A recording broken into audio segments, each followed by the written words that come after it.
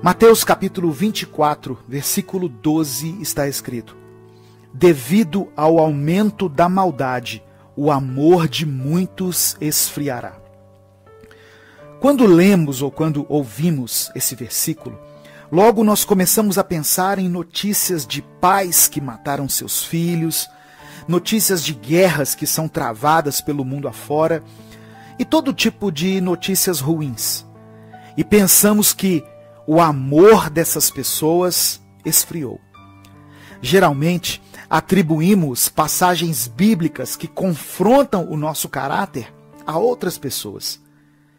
Quantas vezes no meio de uma pregação que estava falando diretamente ao nosso coração, nós já pensamos ou já dissemos: tal pessoa tinha que estar aqui para ouvir isso. Como se aquelas palavras não servissem para nós também. Infelizmente, muitos cristãos agem de forma implacável, como se o fato deles conhecerem a Deus os tornasse superiores às demais pessoas. E o pior, agem como se estivessem acima de tudo, inclusive acima da dor alheia. Muitas pessoas consideram o fato de não se sensibilizarem com tudo que está acontecendo no mundo como um gesto de força e de santidade. Alguns chegam até a afirmar que quem se desespera com o que está acontecendo no Brasil é porque não conhece a Deus verdadeiramente. Essas mesmas pessoas não acreditam nas coisas ruins que estão acontecendo na nossa nação e dizem que tudo não passa de sensacionalismo. O país está enfrentando a maior crise sanitária da sua história. Milhares de pessoas morrendo todos os dias. E os crentes estão discutindo nas redes sociais se comer ovo de chocolate é pecado ou não. Debatendo se uma determinada marca de chocolate é do diabo. Por que nós não fazemos uma grande mobilização pela vida? Ou para chorar com os que choram? É porque o nosso amor se esfriou. É porque para muitos, ser cristão se tornou mais uma autoafirmação constante do que uma vida de sacrifício e renúncia, como deve ser. Muitos que estão apontando o esfriamento do amor não se deram conta de que o amor deles mesmos esfriou há muito tempo, a ponto de não conseguirem mais reconhecer os próprios erros e só conseguirem apontar onde está o erro de todas as outras pessoas. Esse é um momento de humildade, de pranto e de silêncio. Muitas pessoas estão gritando que têm as respostas, sendo que essas mesmas pessoas falaram muitas mentiras antes e não se retrataram a respeito das coisas que prejudicaram a vida de tantas outras. É tempo de reconhecermos o nosso lugar, a nossa pequenez e nossa natureza falha, nosso mau caráter e o nosso egoísmo.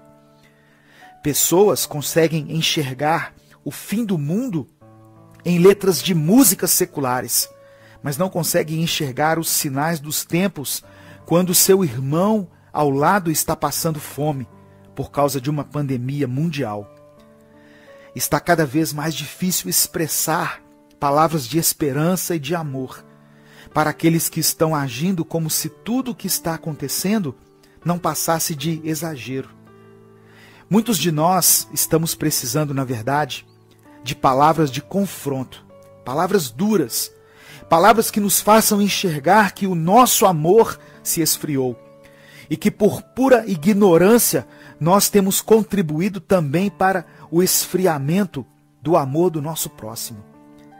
É tempo de calarmos a nossa voz e ouvir a voz do Espírito. Não é tempo de querermos dar lições de moral para as pessoas, agindo como se fôssemos os donos da razão, mas sim de começarmos a olhar para o lado e chorar com os que choram, porque eles não estão longe, eles estão junto de nós. Deus quer restaurar a nossa capacidade de amar e quer tirar de nós esse senso de justiça humana, pois a nossa justiça é como trapo de imundície para Deus. O que nos cabe é imitarmos a Jesus e não nos tornarmos juízes aqui na terra. No meio de tantas falácias, Deus procura por aqueles que estão dispostos a serem as mãos e os pés dele aqui na terra. Você está disposto a isso? Eu quero orar por você. Pai amado e querido, obrigado pelo teu amor e pela tua palavra. Nos perdoe porque o nosso amor tem se esfriado. E no meio de tanta dor e tanto desespero, ainda conseguimos encontrar tempo para futilidades.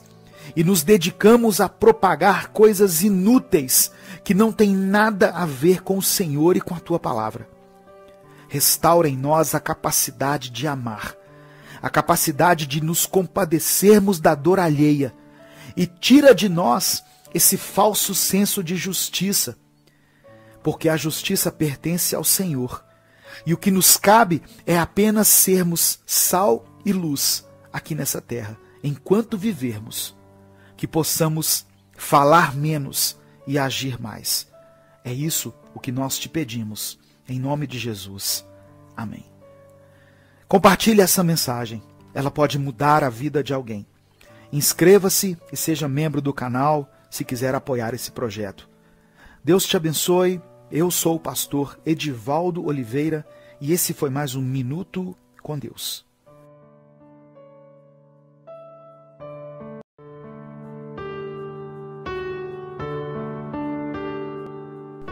João capítulo 8, versos 10 e 11 está escrito assim: Então Jesus pôs-se em pé e perguntou-lhe: Mulher, onde estão eles?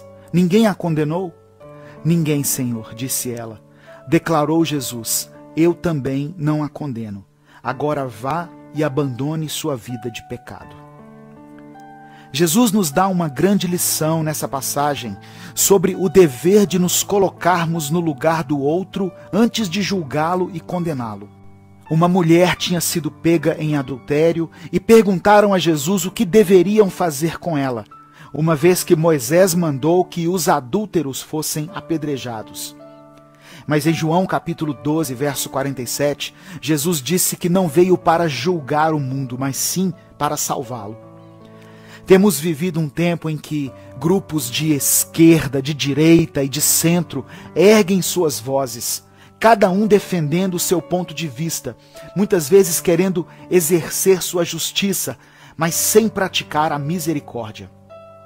Temos o dever como cristãos de sermos tolerantes com as pessoas. Basta lembrar de como Deus foi tolerante conosco. Diante daquela situação, Jesus começou a escrever na areia. Muitos estudiosos entendem que ele escreveu os pecados de todos que estavam ali ao redor, querendo condenar aquela mulher. Desde aquela época até os dias de hoje, os pecados ligados à área sexual nos escandalizam mais do que os outros.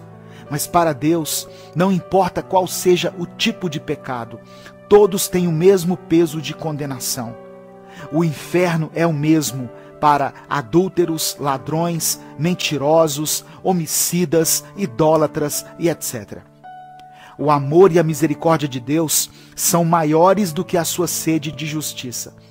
Deus tem maior prazer em perdoar do que em mandar alguém para o inferno. A palavra diz que Deus amou tanto a humanidade que enviou Jesus para nos salvar. Não diz que ele desejou tanto fazer justiça que enviou seu filho. Em Ezequiel capítulo 18, verso 23, Deus diz que não tem prazer algum na morte do ímpio, mas deseja que o pecador se converta dos seus caminhos e viva. Infelizmente, nós somos como aqueles mestres da lei e como aqueles fariseus. Quando vemos uma situação de pecado, queremos logo aplicar o rigor da lei e da punição, esquecendo que somos igualmente pecadores. Enchemos as nossas mãos de pedras e vamos até Deus para que seja feita a justiça. Outra coisa que podemos aprender aqui é que a misericórdia do Senhor é infinita, mas ela não nos permite continuar levando uma vida de pecado. A palavra de Jesus para aquela mulher pecadora foi: vá e não peques mais. É preciso confessar, se arrepender e abandonar o pecado. Eu quero orar por você. Deus, eu quero te pedir que o Senhor nos faça mais tolerantes, independente da situação em que o pecador se encontre, que nós aprendamos a não julgar, para que não sejamos julgados. Assim como o Senhor nos perdoou e restaurou a nossa vida, que possamos jogar fora as pedras do julgamento e da condenação e agirmos com compaixão e misericórdia. É o que eu te peço em nome de Jesus. Amém. Deus te abençoe. Eu sou o pastor Edivaldo Oliveira e esse foi mais um Minuto com Deus.